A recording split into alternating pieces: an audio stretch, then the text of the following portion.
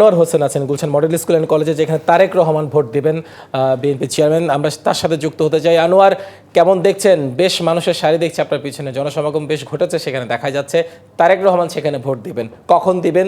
আমরা যেটুকু যে সময়টা জানি সেই সময়ের মধ্যে তিনি আসবেন কিনা, আর কেমন দেখছেন সেখানে সাধারণ ভোটারদের উপস্থিতি, সব মিলিয়ে জানাবেন পরিস্থিতি। হিমাদ্রি, প্রথমে যেটি বলতে চাই, ত্রয়োদশ জাতীয় সংসদ নির্বাচন একেবারে উৎসবের যে ভোট সেটি কিন্তু আসলে পরিলক্ষিত হচ্ছে। আপনি নিশ্চয়ই যেটি খবরে দেখাচ্ছিলেন সেই জায়গা থেকে যদি বলি, দেশব্যাপী তারই অংশ হিসেবে এই যে ঢাকায়, অর্থাৎ ঢাকা 17 আসন, আমি আছি হচ্ছে Gulshan model high school and কলেজে। আর এখানে একটু আলোচিত এই আসনটি ঢাকা 17, নিঃসন্দেহে সেটি আপনি যেটি বলছিলেন যে এখানে একটি দলের প্রধান অর্থাৎ বিএনপি চেয়ারম্যান তারেক রহমান এখানে ভোট দেবেন।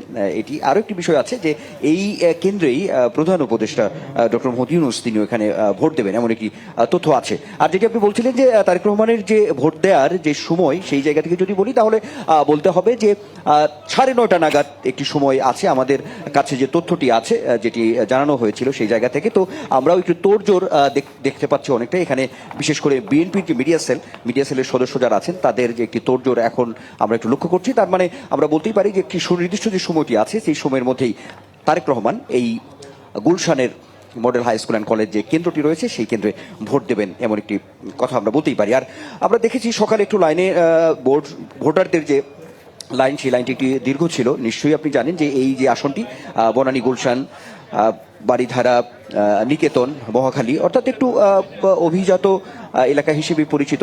আমরা দেখেছি যে ভোটারদের লাইন সকালবেলায় যে পরিমাণ একটু বেশি ছিল, এখন তুলনামূলকভাবে কিছুটা কম।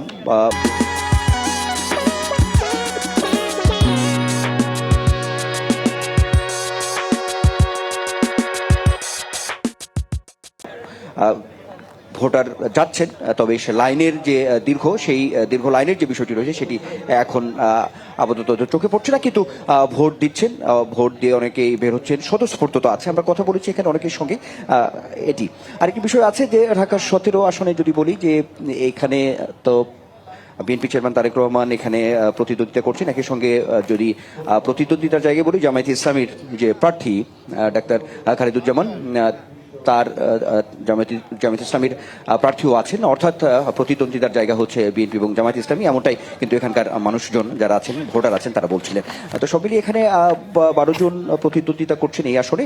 আর ভোটারের সংখ্যা যদি বলি, ঢাকা 17 আসনের কথা বলছি, সেই জায়গা থেকে যে 3,33,000 উপরে ভোট রয়েছে এখানে, অভিজাত এলাকা হিসেবে এটা পরিচিত। সেই সঙ্গে একটি তথ্য নিশ্চয়ই জানি, সেটি হচ্ছে যে এখানে কিন্তু নিম্নয়ের মানুষেরও একটি অংশ আছে, অর্থাৎ ভোট একটি বড় অংশ ভোটার নিম্নয়ের মানুষও কিন্তু আছেন, এমন একটি বিষয় কিন্তু আমরা বলতেই পারি।